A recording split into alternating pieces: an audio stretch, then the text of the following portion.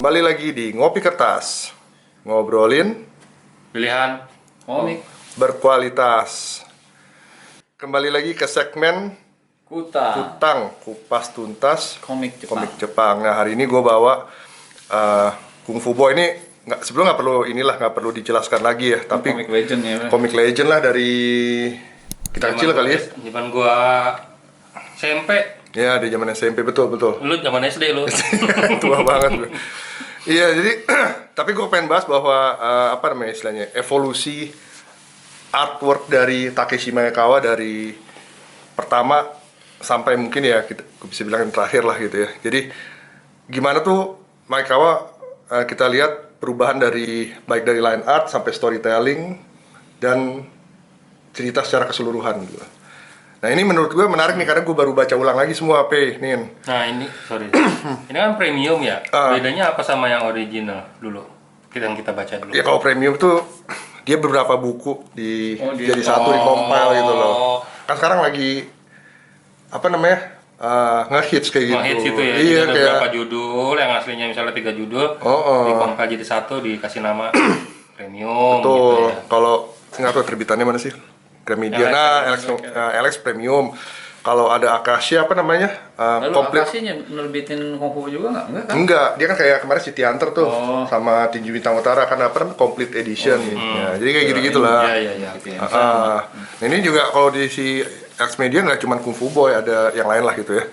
Soalnya biar orang nggak bingung juga gitu kan, nanti kecalnya juga nih kadang kita baca beli nomor 1, beda nih kali ini ceritanya, ternyata sama cuma kompilasi gitu. Oke, lanjut. Nah, jadi gue kemarin tuh baru baca lagi lah semuanya gitu. Jadi gue ngelihat bahwa ternyata Maekawa tuh bagus banget gimana dia nge-build cerita sebenarnya. Dan kalau bagus nggak ada animenya nih. Enggak. Sempat ada animenya. Iya, tapi kepotong juga nggak selesai. Berarti jelek animenya dong. Bukan. Animenya yang bukan cerita yang jelek. Dibahas dibahas sama dia. Iya, tapi balik lagi ini kayak gue bilang ya, the art of storytelling sih gue ngeliat. Jadi bagaimana kalau kita baca nih dimulai dari buku pertama ya, gue nggak bawa semua lah karena nggak mungkin di meja nggak bakal muat ya. Jadi gue hanya bawa beberapa buku yang menjadi istilahnya titik balik karakternya gitu loh. Nah, ini yang gue lihat tuh kayaknya mungkin komik sekarang tuh jarang ya yang dibuat seperti ini itu loh. Jadi gimana dulu kalau kita baca Kung Fu Boy itu siapa namanya tokoh utamanya? Kok gue lupa. Chinmi. Ya. Dia hanya anak kampung biasa, sorry ya.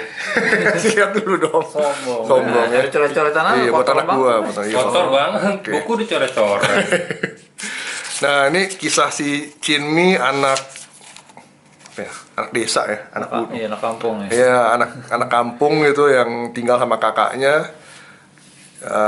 Dibilang sebatang karang enggak lah, karena ya orang tua udah nggak ada lah, udah meninggal gitu. Dia hanya tinggal berdua kakaknya yang ternyata dia ya premisnya nih ceritanya dia tuh ada tanda sebetulnya di wajahnya yang kalau profesinya di Kwildairin ya, tempat pelatihan kungfu di cerita ini ya, dia kayak anak jenius lah. Nah, tapi menariknya yang gue suka tuh Takeshi Maekawa nggak terpaku sama itu gitu loh.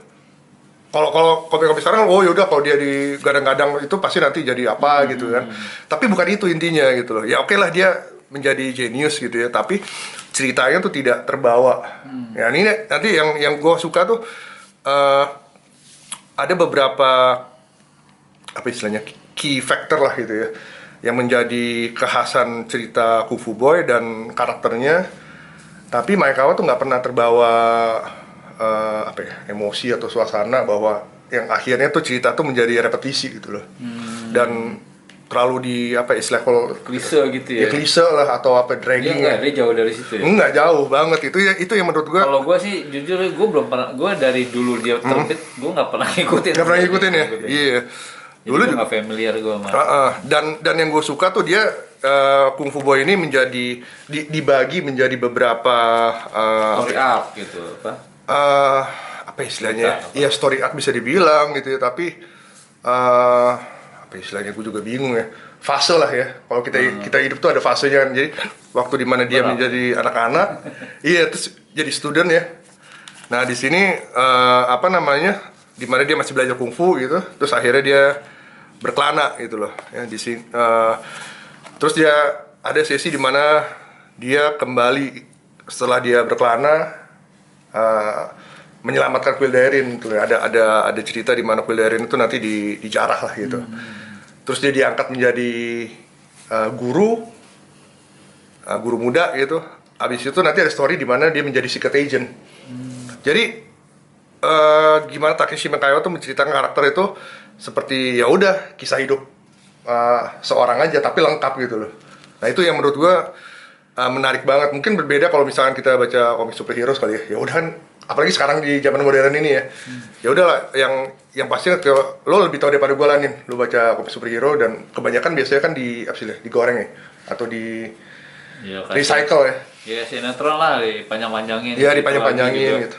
Iya. Konsepnya juga nggak jauh kayak itu juga. Nah ini yang menarik nih, mungkin menurut gue sih, ya pendapat gue aja sih, dia menjadi kekuatannya tadi Takeshi Maekawa aja gitu. Dan dari segi artwork dia berubah banget nih. Yang tadinya tuh kalau ngelihat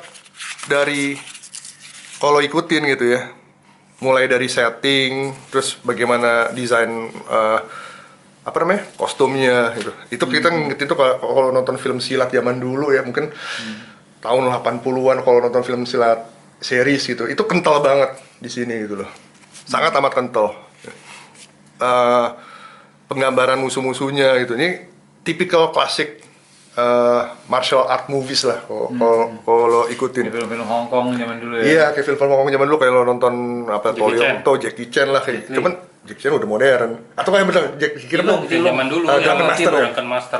Betul. Nah, ini di awal-awal cerita Kung Fu Boy itu khas banget ya. Baik juga kostum, bahkan senjata-senjata juga khas banget di era-era 80-an gitu. Tapi dengan berjalannya waktu nanti dia akan berubah gitu. Dia berubah di nomor jilid nomor berapa tuh? Mulai berubah tuh justru waktu. Jadi di cerita ini, nah menarik lagi, gue balik sedikit ke storytelling ya. Kung Fu Boy awal sampai nomor, gue lupa, nomor 20-an kalau yang edisi zaman dulu ya, bukan yang premium ya. Jadi ceritanya dia tuh dulu lebih ke banyak cerita-cerita pendek, kisahnya dia, perjalanan dia gitu loh. Jadi dalam satu buku tuh bisa ada 2-3 cerita. Misalkan dia ke desa mana, ketemu lawannya siapa, selesai, selanjut lagi gitu loh. Nah begitu masuk ke ini mulai terakhir nih, jadi dia udah perjalanan panjang. Nah ini dia mulai masuk ke story arc di mana dia udah mesti balik ke Quill Daerin. Jadi dia ngerasa oke, perjalanan gue udah selesai, gue mesti balik lagi gitu. Nah di sini udah mulai berubah ceritanya. Nah di sini ini berapa jilid sih yang masuk ke sini pakai sama Elek deh? Kalau yang dulu Pak gue 20 berapa gitu ya. Terus selesai terus dia berubah masuk ke ada namanya New Kung Fu Boy. Oh, tapi dengan cerita yang sama apa? Beda lanjutannya. Oh, lanjutannya. kayak sequelnya ya. Sequelnya betul. Jadi setiap ini berubah tuh. Nah, di sini juga apa namanya? Udah mulai berubah nih, udah selesai. Ini cerita ini di ending, bisa gue bilang ya, di ending perjalanan dia lah gitu ya. Sampai akhirnya dia mesti balik. Nah, udah nih di sini sih menurut gue nih titik balik cerita Chinmi sebetulnya nih. Jadi cerita ini si Quill Daerin ini dijajah nih sama satu orang yang namanya Odo lah. Dia mantan murid juga. Mantan murid Quill Daerin yang pernah berguru sama satu guru yang apa namanya, di cerita itu penting lah buat apa namanya, buat si Chinmi itu, namanya Guru Yosen lah gitu. Jadi Guru Yosen tuh yang ngajarin Chinmi bahwa caranya teknik bertarung gitu ya. Jadi dia, kalau Guru Yosen tuh agak nyentrik ceritanya. Jadi lu latihan di Quill Daerin lu hanya kayak bergaya-gaya doang lo. Lu ngapain lu tiap hari di depan apa namanya, di taman apa latihan kuda-kuda misalkan gitu. Nah buat Guru Yosen tuh lu buang-buang waktu lo. Teknik bertarung yang sebenarnya adalah bagaimana lo menghadapi orang di saat yang nggak terduga, dan yang nggak ada yang namanya serangan berulang kali gitu. Semua ditentukan dengan satu teknik pukulan aja gitu. Nah itu teknik bertarung yang akhirnya tuh ngebentuk karakter si Chinmi sejak itu sampai saat ini gitu loh, sampai dia menjadi guru gitu ya. Nah ini di sini mulai nih, jadi udah kisah ini selesai. Nah apa namanya, di berikutnya akhirnya udah selesai cerita si Odo, dia diangkat menjadi guru gitu.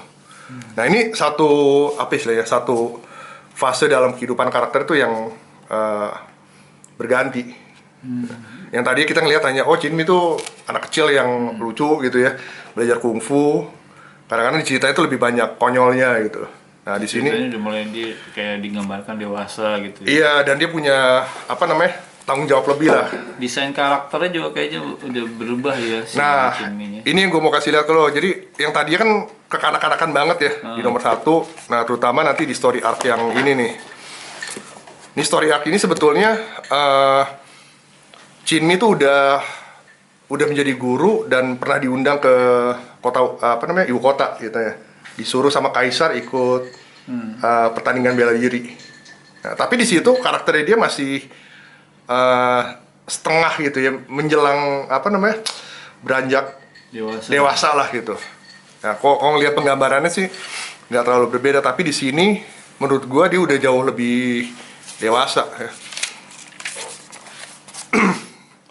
Nah yang gue suka juga dari Takeshi Maekawa tuh dia selalu apa istilahnya kalau di komik opening shot apa istilahnya, kok gue lupa ya, apa sih udah gue lupa lah ini, establishing shot tuh lah, establishing shot nih. Ini Maekawa tuh selalu menggambarkan apa namanya, Setiap awal komiknya. awal komik itu banyak kan establishing shot gitu. ya alam apa namanya, Bawah sadar. bukan alam bawah sadar lah. Alam di itulah di China lah, pegunungannya gitu loh, secara detail itu. Ini Tempat berubah loh. dimana gitu ya. Nggak Nggak akan selalu sama ya.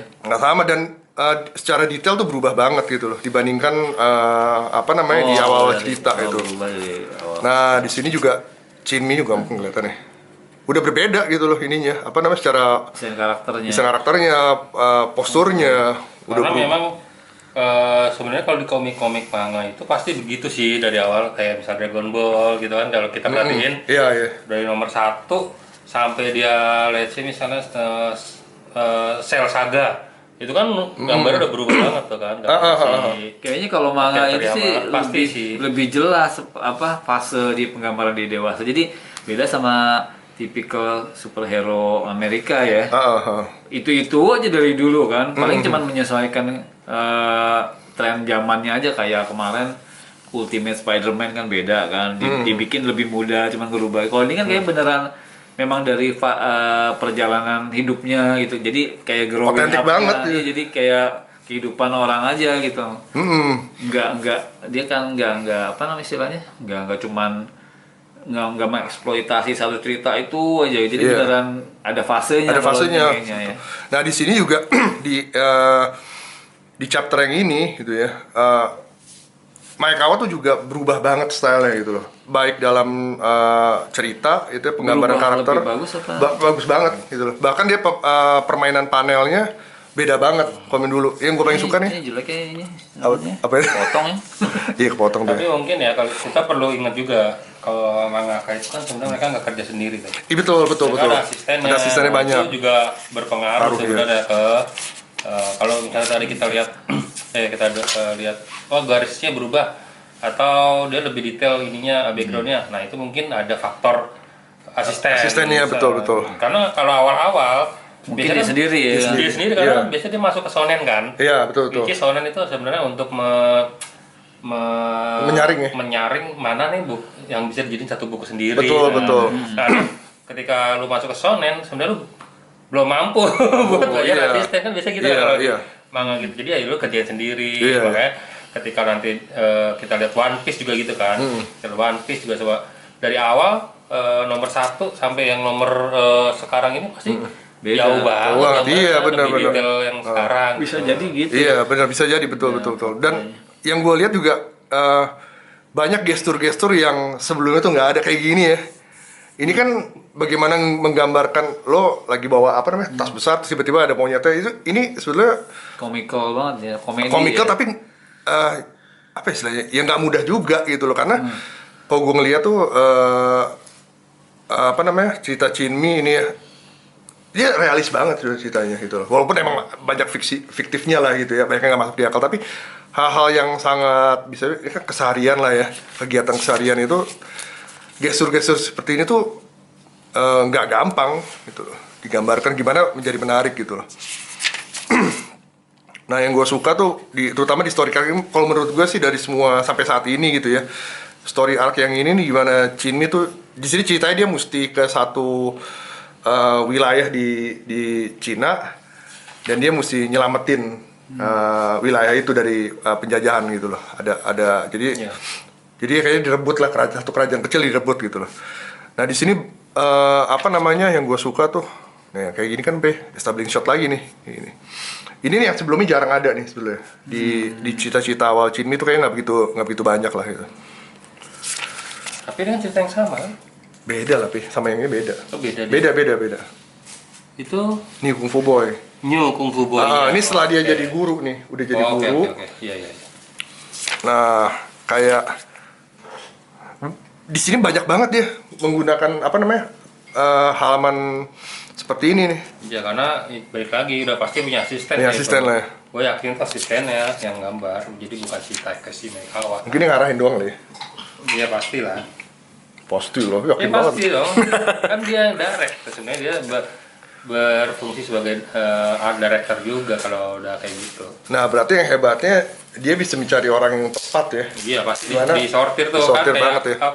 nyari lowongan aja kan, butuh asisten gitu. Kayak kualifikasinya ini gitu kan. Yang Dites mungkin juga pasti.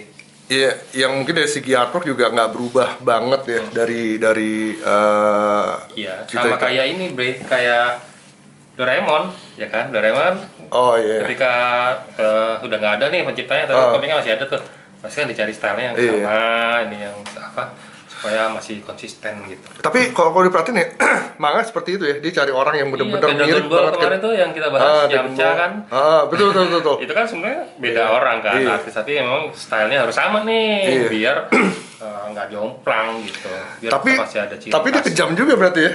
Kalau si gimana? Maekawa, dia nggak kredit asistennya ya di sini. Mungkin di kredit cuma kita tanya aja nggak tahu kali di sini. SMS ya. Iya dong. Mungkin Iya. nggak ditulis di kreditnya Iya. mungkin, atau Nggak tahu di buku lupa aslinya ya. gimana. Nggak tahu deh. Mungkin kalau di buku aslinya ada kali. Mungkin. Gitu. Nah di sini yang keren nih permainan panel yang gue suka di sini. Ya di sini ketemu karakter baru ya musuhnya lah nih yang. Di sini menurut gue nih di sini lebih fantasi lah. Yang sebelumnya nggak pernah digambarin gitu. Nah misalkan kayak scene tarung, sebentar nih gue kasih lihat. Jadi dikejar gitu ya, udah mau jatuh nih si Chinmi-nya. Nah ini musuhnya tiba-tiba ngangkat batu seperti ini. Ini dari semua kisah Chinmi, ini yang menurut gue paling fiktif sih. Yang paling gak masuk di akal lah gitu loh. Ini kok kayak gitu sih. Bukan cuma tangannya yang kuat, si jarinya juga kuat banget sih bisa ngangkat batu seperti itu. Tapi ya berhasil gitu, entertaining. Nah, dan dia banyak menggunakan bermain dengan angle yang sekarang. Ya, angle seperti ini dulu. Iya, kayak dulu ya. Nggak kayak dulu lebih statis lah. Nah, yang gue suka paling menarik buat gue nih di sini nih. Jadi dia loncat kan dari dari jurang masuk ke air terjun, terus dia ketemu air terjun lagi nih kan. Dia loncat nih, scene kayak gini keren banget nih. Detailnya tuh dia detail backgroundnya tuh padat banget gitu ya. Nah yang paling menarik adalah bagaimana kalau lo ngebayangin lo terjun dari ketinggian masuk ke dalam air gitu lo, tenggelam. Nah di sini dia bermain banget nih sama panelnya. Yang kalau kita orang yang baru gambar gitu ya, mungkin kita nggambarin kalau kita nyari permukaan gitu kan, permukaan air gitu. Mungkin ya kita nggambarin ya dia naik ke atas gitu loh. Nah tapi kalau ini kebalik nih, jadi dia tenggelam kan, karena dia ditekan sama tekanan air kan dari air terjunnya, dia kebingungan nyari permukaannya di mana. Akhirnya dia ngeliat di sini. Ini kebalikannya kan, kayak kamera dibalik aja gitu loh. Akhirnya dia turun ke bawah, nggak tahu dia permukaan gitu loh. Ini menurut gua permainan panel yang bagus banget gitu loh. Jadi kalau gue pertama kali baca sih, gue jadi ikut ngebayangin itu kalau gue tenggelam tuh rasanya seperti apa sih gitu loh. Menggap-menggap gitu loh.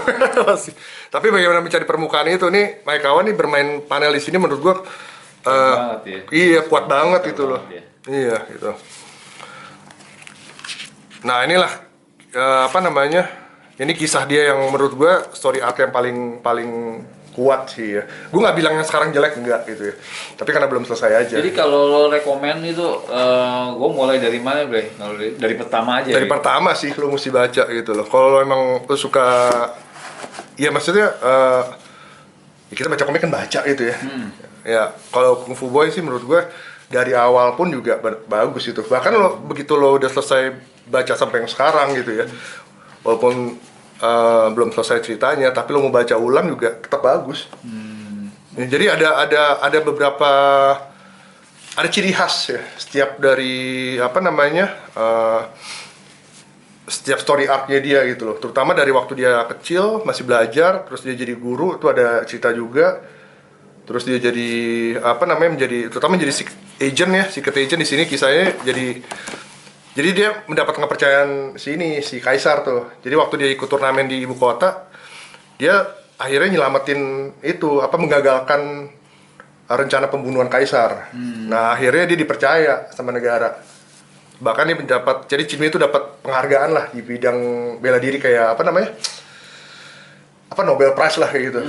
Nah, dia dapat tuh. Nah, sejak itu dia bertiga nih sama temannya kecil si Van yang jago tongkat, sama ada satu rivalnya dia waktu di kompetisi. Nah mereka bertiga akhirnya jadi sahabat dan menjadi agen rahasia kerajaan. Dan itu sampai sekarang akhirnya.